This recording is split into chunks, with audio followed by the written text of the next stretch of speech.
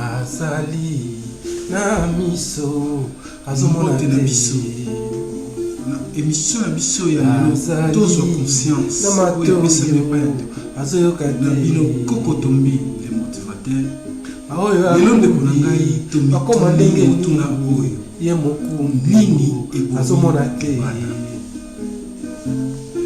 kolo Yesu komona sala ye na presse publique azwa conscience na télévision na internet pe mwana nzambe sala ye mwasi na mobali bazali kofina ebele bazali mpe oyo amemi bayoka ndenge nini mwasi ya mobali bakosasa azoyoka te mawa ya bana eza lisusu te azali na miso azomona te ebomi libala ndeko na ngai nini ebomi libala na yo to nini elingi koboma libala na yo na kati ya émission lelo mituna na biso ezali na 3 différentes étapes toza na 3 différentes étapes oyo tokaboli mituna na biso ya mokolo ya lelo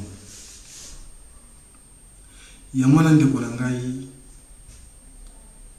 tango tozalaki mobali ya moto te to mwasi ya moto te posa na biso ezalaki tokoma mobali ya moto to mwasi ya moto tango nzambe asali biso ngolo ebele bakota nango ba retraite ebele balala nango na susi po te bakoma mwasi ya moto to bakoma mobali ya moto songolo tango okomi mwasi ya moto to mobali ya moto posa na yo ekomaki okoma papa na moto to na bato to mobali to mama na moto to mama na bato nzamba sala yo ngolo lelo oyo ozwa chance wana okoma mama na moto okomaki mwasi ya moto okomaki mobali ya moto okomaki papa na moto olie totala ndenge nini tokoki kokende liboso kasi biso lelo tokomi kotala na biso nsima nalingi naloba nini esika oyo totala ndenge nini tokoki kokende liboso c'est-à-dire ndenge nini tokoki kokolisa bana na biso malamu ndenge nini tokoki kokoma mibange me lelo mingi batali na bango nsima balingi bazonga na bango lisusu ndenge bazalaki to ebele pesi bazongi na bango ndenge bazalaki mwasi ya moto te mobali ya moto te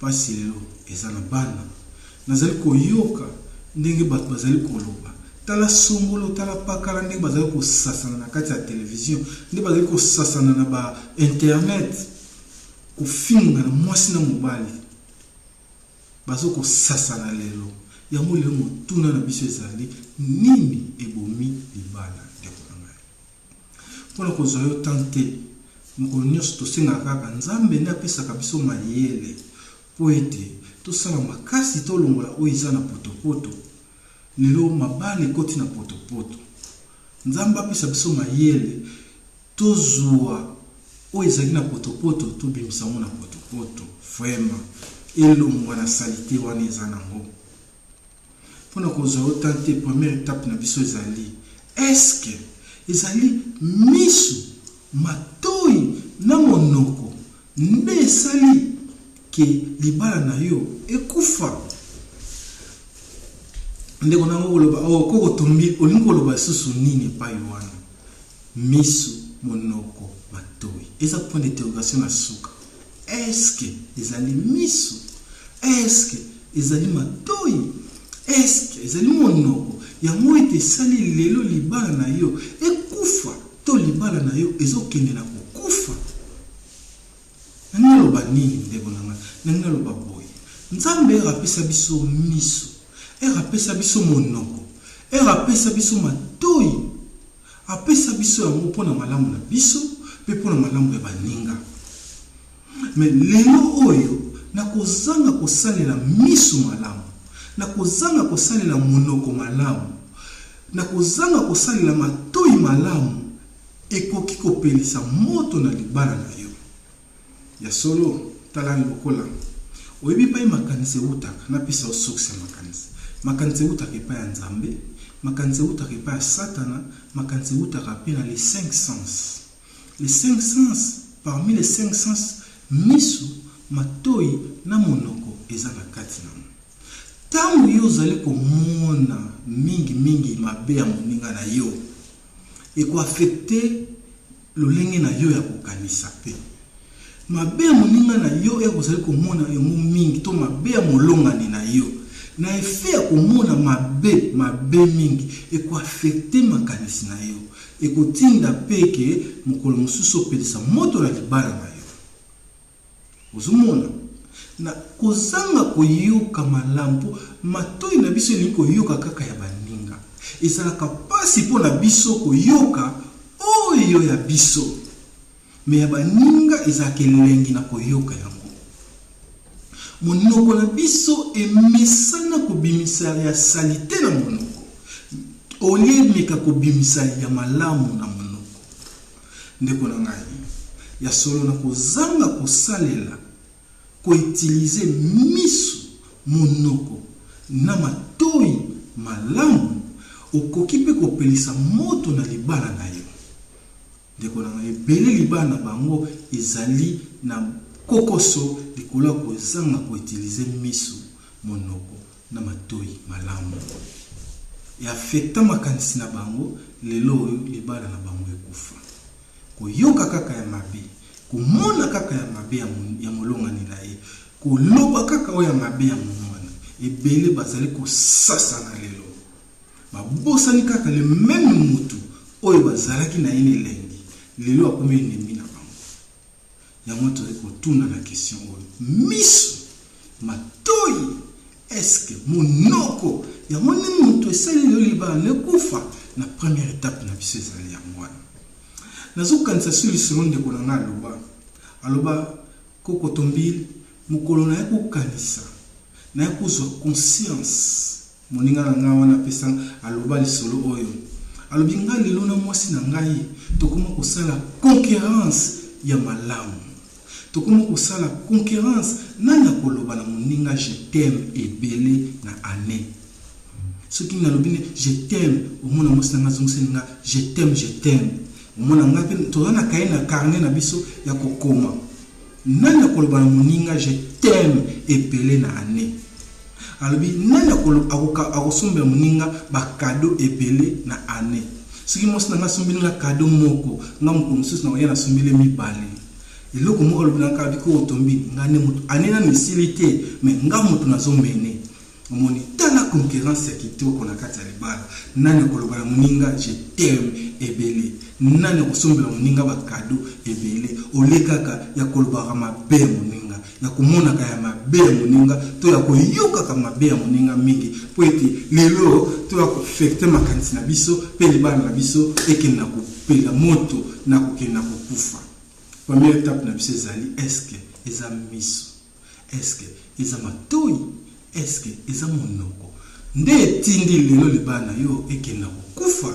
Ndeko nanga ngana yo to sosola na yebi koza mayele oyebi koloba kitoko. Ndeko nanga moni ngana yo to sosola omeka ko sosola mu malamu po ete ozwa conclusion ya malamu na première étape na biso.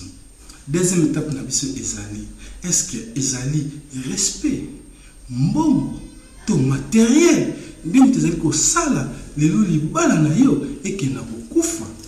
Kotomilo ngolo basusu nini place oyo ngalo babwende kona ngai na kati mokili osiko fungoli miso malamu otali okomona penzake tozana 3 catégories ya bato.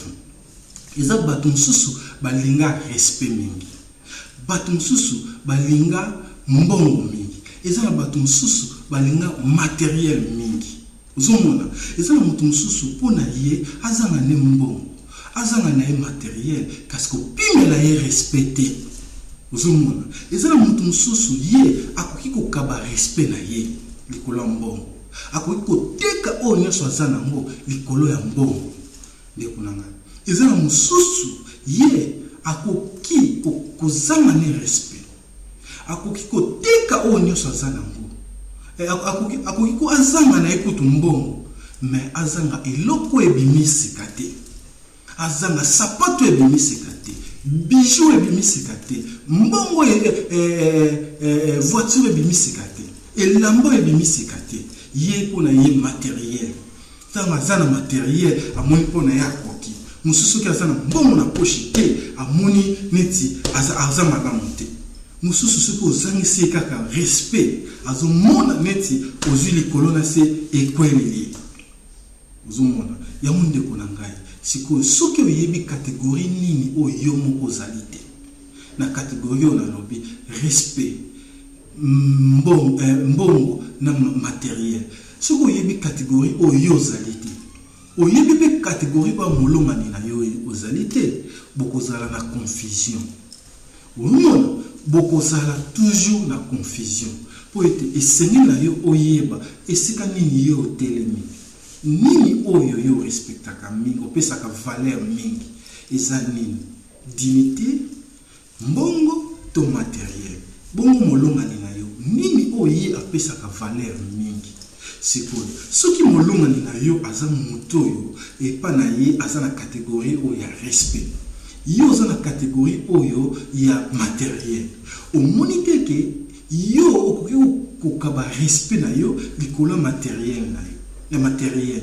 Siko mobali to mwasi na yo molongani na yo mpona ya telemela respect, akoki jamais kokaba dignité na likolo ya mbongo to likolo matériel. Omoni teke bokozala na kokoso, libana na bino koya kopela moto, libana na bino kozala matata.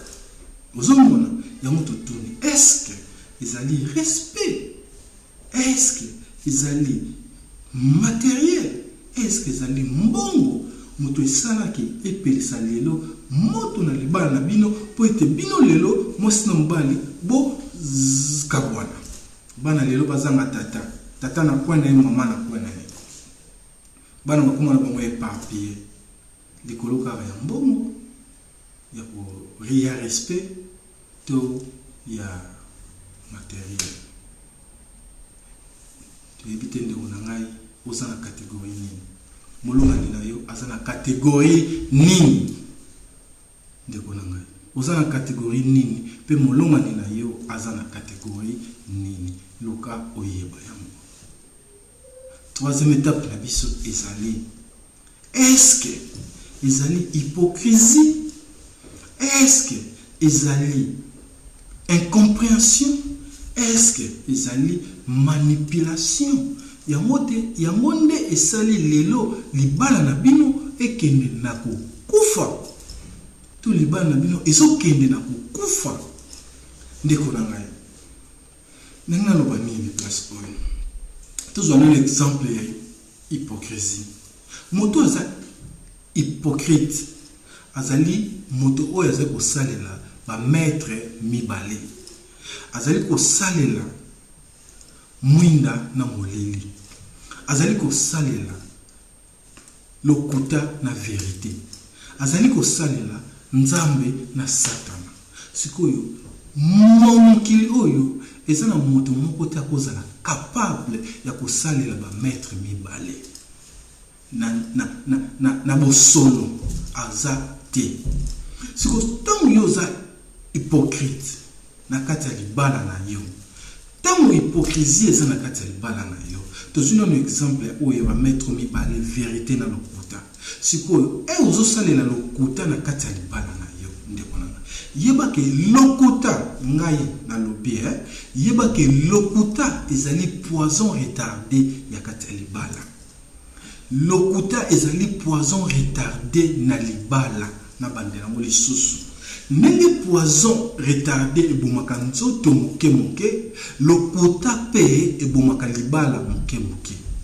Même les Nazariens aloba ngai nazali vérité, ngai nazali chemin, ngai nazali bomoi. Les Nazariens aloba ndemana, c'est-à-dire vérité égale à chemin, chemin et vérité égale à chemin égale à vie. Sikoyo soki yo nakati na libala na bino ou le côté ezali vérité ezali te, c'est-à-dire le côté ezali omoni te ke ekopesa contraire ekozalaki lokuta égale kozanga chemin, lokuta égale kozanga vie. Vous avez parce que vérité égale à vie, vérité égale à chemin égale à vie. C'est que lokuta égale à non chemin na kozanga bomoy. Vous avez donc c'est-à-dire la kataliba na bino ceux qui le côté zawana donc beaucoup mona na bino nzelate en plus beaucoup za na bino na bomoyité so bozana bomoyité bozana nini bozana kufa zomona pona nini lokuta ezawa tout le monde bango kaka ezelo comme okosika bo non mbaya ozokotsa lokuta na kati ya lisanga bozali donc bozali ko manquer chemin bozali okotsa kozangisa nzela pe kozangisa bomoyi na kati ya libala na bino zomona ndeko nanga ya mwana siko total hypocrisie ya mute sali lelo bino bukabwana tout qui non na manipulation ce qui osana mayele to oyebi ko loba to oyebi ko sala osana makasi ya ko sala likambo pona l'intérêt na moko personnel au lieu de l'intérêt moko collectif na kati ya libala eza bolingo te ndeko na ngai ozomona likolo ta mosusu ya oyo ozanango olingi ko manipuler po zwa oyo eza pa moninga pour un intérêt na yo moko personnel au lieu de intérêt na bino collectif eza bolingo te manipulation na kati ya libala eza malamu te de bonanga et kopelisa toujours moto na kati ya libala na yo omoni oyo ozanango esengeli kosala pour un intérêt collectif c'est-à-dire na koloba ndeti ozo ko manipuler mobali na yo to mwasi na yo po yo ozata mosusu na ndeto loba awo na mukanda ozana papier ya mwana lelo ozo manipuler pour ozana moi eloko moko boye oya zangi yo ozo manipuler pour na intérêt na personnel to likola kitoko na yo to likola makasi na yo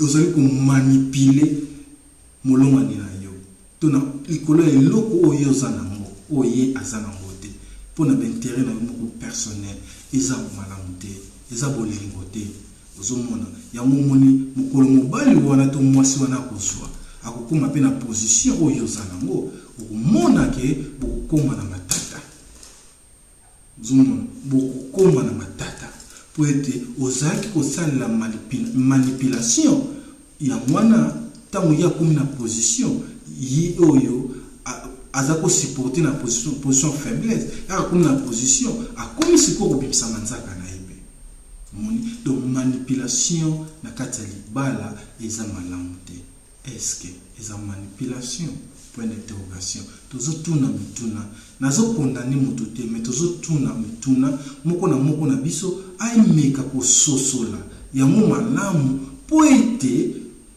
kozwa solution ya kobimisa o eza na poto ekoma na place ya malonga ozomona siko est-ce que eza susu incompréhension pour être batumi balé bakoki jamais ko vendre sika moko soki bazali koyokana malamu te moni soko zaka na difficulté ya koyoka molongani na yo malamu ya ko comprendre molongani na yo malamu vraiment eza passe bo vendre sika moko parce que incompréhension e botaka koswana e botaka bitumba to kuboma libala zomona ya moto tuni de konanga na émission oya biso lelo oyo tozwa conscience oyo pesemi pa ya ndeko na yo koko tombi na lobi to tuni mituna oyo nini ebomi libala na yo to nini elingi koboma libala na yo est-ce que to kabula ki on a 3 étapes est-ce que première étape ezali misu matoi monoko ya monde mtesali libala na yo kufa est-ce que deuxième étape ezali mbongo respect matériel ya monde sali lelo libala na yo ekufa est-ce que ezali troisième étape, ezali incompréhension, hypocrisie, to manipulation. Yango de sali ke lelo libala na yo ekenda kokufa de konanga sosola. To meka kozwa conscience. Zomona. Tika ete na ba kopesa toli nesika oyo de konanga. Ya solo soki mobali to mwasi akenda tika yoyo moko. Réconciliation de konanga ezali malamu mingi, eza mabete. Mais kasi soki bobondeli aboyi na ye kaka. Batu ba ye ba lobi na ye aboyi ko comprendre kaka. De konanga komi bomate tika ye akende. Tika ye amik akende. Nzambe aiba kosunga ye. Mais lelo yo ba oyo libala la bino na le kufite. Esengeli soki ata lelo moto ezopela na kati ya libala na yo ndeko na ngai. Esengeli na yo komitala malamu. Esengeli na yo komitala malamu. Na kosepela tosala makasi ya kosala ka concurrence oyo ya malamu ndenge ndeko oyo ayebisi ngai nani na ane akopesa baninga bakado ebele. Nani na ba ane na ane ako loba moninga I love you ebele, je t'aime ebele, na lingaka yo ebele. Nani ako loba moninga ndenga ndeko na exercice oyo loba na suka oyo eza très important. Zwa biki na kaye. Comment kaka 5 raisons, soit big na papier, pardon. Comment kaka 5 raisons oyo olingi te ki libala na yo ekufa. Nazolo baba oyo bazana kati ya libala. 5 raisons oyo olingi te libala na yo kufa. Eloko nini oyo olingi te libala na yo kufa. Nakopesa exemple. Première raison na ngezali na lingi bana na ngai bakola malamu na mama na bango. Ensemble ngai na mama na bango. Siko yo zo 5 raisons comment on a papier. Zo mo bambango e place mo bobo o mona o chaque tongo soko la moki. Bambo mata na porte chambre. O mona ko chaque tongo soko la moki. 5 raisons oyo olingi te libala na yo lelo ekufa. Zwa 5 raisons na koma banda siko ekutala kotanga kango chaque temps. Ça l'exercice pendant 21 jours de konanga bongo okomona résultat na musima pa na yo moko bongo o sosola malamu nini oyo e kopesa yo na exercice oyo. Ya solo nde konangai nzamba lingi libala eza puissant. Nzamba lingi yango Satan a que libala eza puissant yango atikaka mo ezala tranquillité. Mais nazali komona Satan ko lela lokola bébé ko leka même bébé pour être ngai na yo tozwi na biso conscience. Ngai na yo toke na biso ka liboso ndenge ni tokolisa bana na biso malamu. Tika ete nzambe aiba ko pambola yo na ndenge osi conscience. Satana azali kolela lokola bébé koleka même ozomona po ete congolais azwi na ye conscience ozomona. Tika ete nzambe apambola congolais pe apambola Congo, nzambe apambola africain pe apambola Afrique na ndanga na oyo ezali koya ezalaki kokoto